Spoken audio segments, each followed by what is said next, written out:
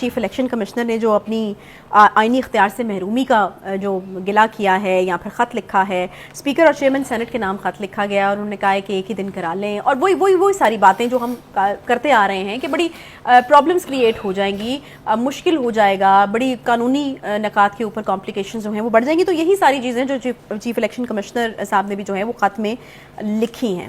دیکھیے اس کا ایک پس منظر ہے.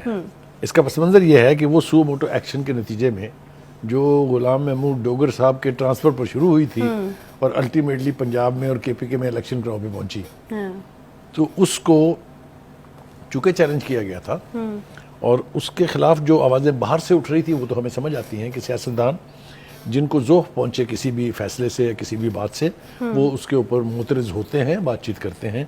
لیکن اس صورتحال کو گھمبیر بنا دیا اس بات نے کہ یہ آوازیں عدالت عالیہ کے اندر سے اٹھی. وہ ساری اس بحث کا وقت نہیں ہے اس وقت کہ کس نے کیا کہا، لیکن آج اس بات کے اوپر تصاد ہے کہ یہ 4-3 کا فیصلہ تھا یا 3-2 کا فیصلہ تھا. لہٰذا بال جو ہے وہ الیکشن کمیشن کی کورٹ میں پھینک دیا گیا کہ جی آپ الیکشن کروائیں اور اسی ڈیٹ پہ کرائیں جو صدر صاحب نے کی تھی، لیکن اس میں 14-15 دن کا اضافہ کر لیں. لہٰذا 14 مئی طے ہوئی 30 اپریل کی بجائے. اوکے، الیکشن کمیشن کا کہنا یہ تھا کہ جناب اس کے لیے ایک تو فنڈ چاہیے ہوتے ہیں، دوسرا اس کے لیے مین پاور چاہیے ہوتی ہے، اور تیسرا اس کے لیے سیکورٹی چاہیے ہوتی ہے، جو کہ تینوں چیزیں ابھی بظاہر تو ملتی ہوئی نظر نہیں آ رہی. تینوں چیزوں کے بارے میں حکومت کا موقف میں آپ سب جانتے ہیں کہ یہ تینوں چیزیں مہیا نہیں کی جا سکتی. لیکن چونکہ عدالت عالیہ اپنی ضد پر قائم تھی، لہٰذا الیکشن کمیشن نے پھر ایک خط لکھ مارا ہے جس کا آپ حوالہ دے رہی ہیں، اور اس میں اسی پوزیشن کو ری آئیٹریٹ کیا گیا ہے. اچھا. اور دوسری بات یہ جو اس خط کا جو یعنی کہ فوکل پوائنٹ ہے وہ یہ ہے کہ چونکہ الیکشن کمیشن ایک انڈیپینڈنٹ آئینی ادارہ ہے اور الیکشن فری فیئر اور کروانا یہ ایکسکلوسیولی الیکشن کمیشن کی ذمہ داری ہے. صحیح. اور اس کا اختیار ہے. تو وہ کہتے ہیں کہ اس اختیار کے اندر مداخلت بند ہونی چاہیے، وہ چاہے عدالتوں سے آئے چاہے حکومت سے آئے، جہاں سے بھی آئے. صحیح.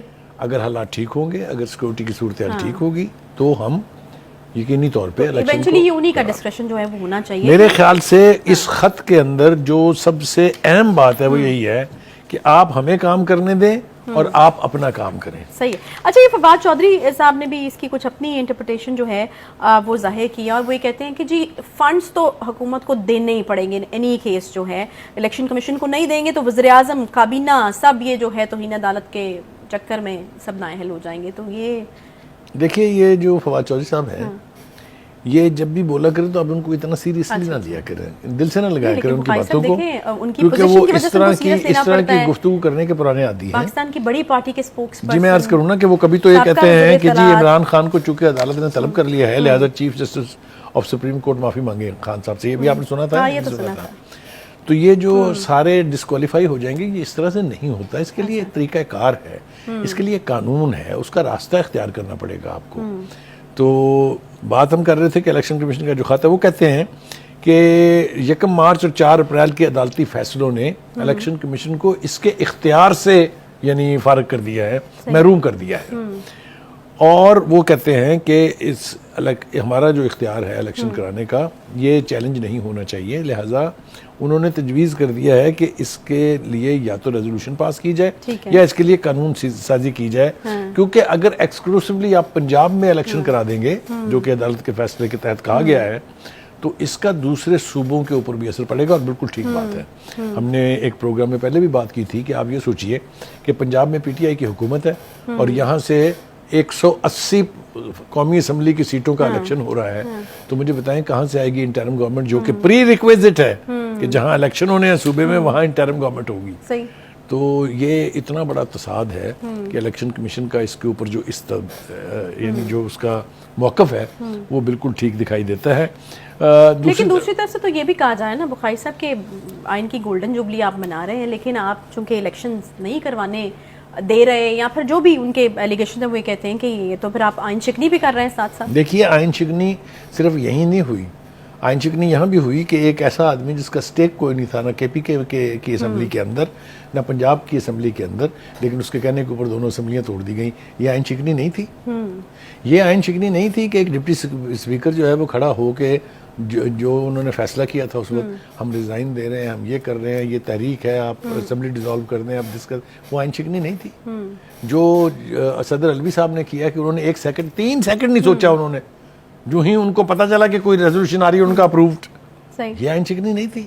تو آئین شکنی کی پکڑ کر تو ہم بات کرتے رہے نا کہ اگر وہاں پر ایک پازیٹیو رول پلے کیا جاتا عدلیہ کی طرف سے، جو کہ ایک پوائنٹ آیا بھی تھا کہ پہلے اس چیز کو دیکھنا پڑے گا کہ یہ اسمبلیوں کا ڈیزالو ہونا بھی قانونی طور پر ٹھیک ہے یا نہیں، تو وہاں پر 2 ججز نے باقاعدہ اپنے فیصلوں میں لکھا ہے، عطر من اللہ خاص طور سے انہوں نے یہ کہا کہ بھائی یہ کر کیا رہے ہیں، یہ تو دیکھنا پڑے گا کہ کیا یہ اسمبلیوں کی تحلیل قانون کے مطابق ہوئی تھی یا نہیں ہوئی تھی. بہرحال وہ سب کچھ تو اپنی جگہ. میرے خیال سے اگر ہم اپنے پڑوسی ملکوں سے اسٹرینتھ ڈیرائیو کریں یا سبق سیکھیں تو الیکشن کمیشن کی انڈیپینڈنس جو ہے وہی یقینی بنا سکتی ہے کہ الیکشن ملک میں فری، فیئر اور ٹرانسپیرنٹ ہو. اگر ہم نے اسی کے اوپر کاسٹ کر دی اسپرشن، جو کہ ہمارے خان صاحب جو ہے ایک تسلسل سے کر رہے ہیں، انہی سے تاریخ بھی مانگتے ہیں، انہی سے کہتے ہیں الیکشن بھی کروا دیں، اور انہی کو کہتے ہیں ان کے اوپر ہمیں اعتماد ہے، اور وہ تو ملازم ہے نون لیگ کے اور فلاں کے اور فلاں کے. جس الیکشن کمشنر کے تحت، چیف الیکشن کمیشن کے تحت اس قسم کی گفتگو ہوتی ہوگی، مجھے بتائیں کہ اس کا کیا کانفیڈنس ہوگا to take the nation to the polls. تو میرے خیال سے نہیں، تو یہ جو سجیسٹ کیا ہے سیکشن 57 اور 58 میں ترمیم کی تجویز جو ان کی طرف سے دی گئی ہے، آپ کو لگتا ہے کہ اگر یہ ہو جائے تو پھر آئندہ کے لیے تنازع جو ہے وہ ختم ہو جائے گا؟ یقینی طور پر یہ اشارہ انہوں نے اسی طرف کیا ہے کہ اگر یہ ترمیم مجوزہ ترمیم جو ہو جاتی ہے تو پھر کسی کو نہ ضرورت رہے گی اور نہ کسی کو یہ جرت ہوگی کہ وہ اپنی مرضی سے الیکشن کے رولز جو ہے وہ ڈکٹیٹ کرائے.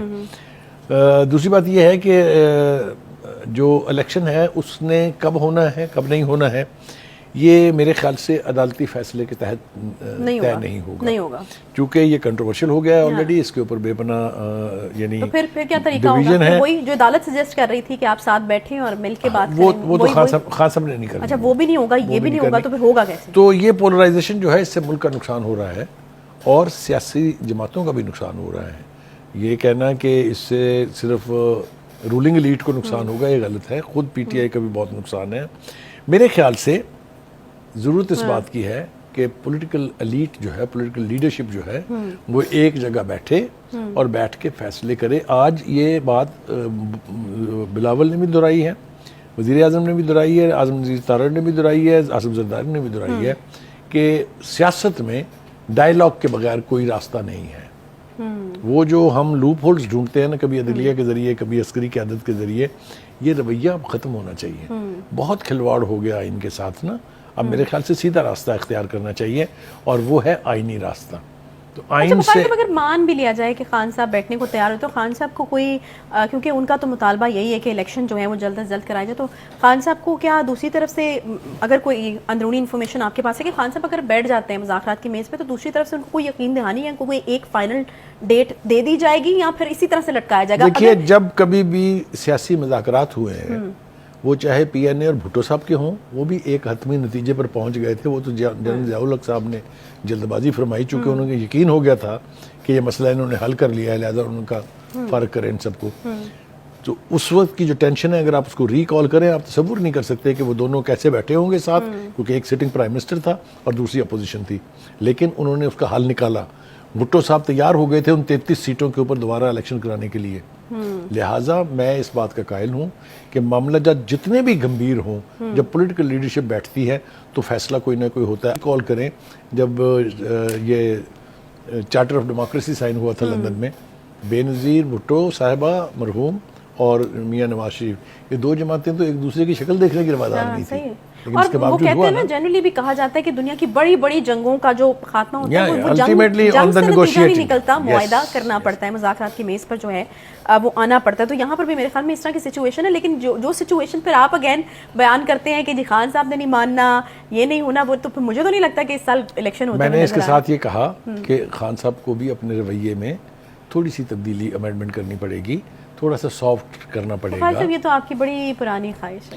ہاں، نہیں تو خواہش میں خرابی تو کوئی نہیں ہے نا. خرابی تو کوئی نہیں ہے، لیکن کوئی نظر ثانی کرے بھی تو صحیح اس خواہش ہاں میرے خیال سے ہم اپنے فورم سے ہاں آج پھر ایک درخواست کرتے ہیں خان صاحب کو کہ خان صاحب اس معاملے کو الجھانے کی بجائے اس کو سلجھانے کا کوئی راستہ، آپ بہت بڑی پارٹی کے لیڈر ہیں، آپ نے بقول آپ کے آپ پوری دنیا کو جانتے ہیں، تو آپ اس کا کوئی ایسا ایمیکیبل حل نکالیں کہ تباہی بھی نہ ہو اور ہر سیاسی مسئلہ جو ہے اس کا کوئی نہ کوئی حل نکل آئے.